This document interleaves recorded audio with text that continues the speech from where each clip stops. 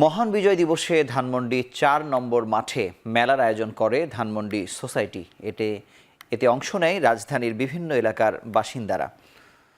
মেলায় সাপ খেলা, বায়োস্কোপ, বানর খেলা সহ বাংলার হারিয়ে যাওয়া নানা খেলার আয়োজন করা হয়। মেলায় আসতে পেরে উচ্ছ্বসিত ছোট বড় সব বয়সী মানুষ। ১৫ এবং ১৬ ডিসেম্বর ২ দিনব্যাপী মেলায় কৃষি পণ্যের স্টল সহ দেশীয় খাবার, পোশাক, চিত্র প্রদর্শনীর আয়োজন ছিল। এছাড়া গুণী ব্যক্তিদের সংবর্ধনা দেওয়া হয় এই আয়োজনে। সন্ধ্যার পর ম্যাজিক শো, কনসার্টের গান পরিবেশন করেন ব্যান্ড তারকা হাসান। এর আগে সকালে চিত্রাঙ্কনে অংশ নেয় পথ শিশুরা।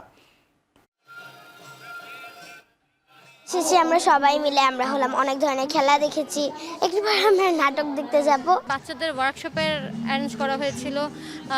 যারা সুবিধা বঞ্চিত শিশু তারা এখানে এসেছে, এখানে তাদের কিছু কাজ আছে, তারা খুব উপভোগ করেছে কাজগুলো। ধানমন্ডিবাসীরা অনেক সময় বাইরে যেতে পারে না, এই খেলাগুলো দেখাতে পারে না তাদের বাচ্চা কাচ্চাদের, আমাদের নাতিদের, তারা যেন এখানে এসে দেখতে পারে।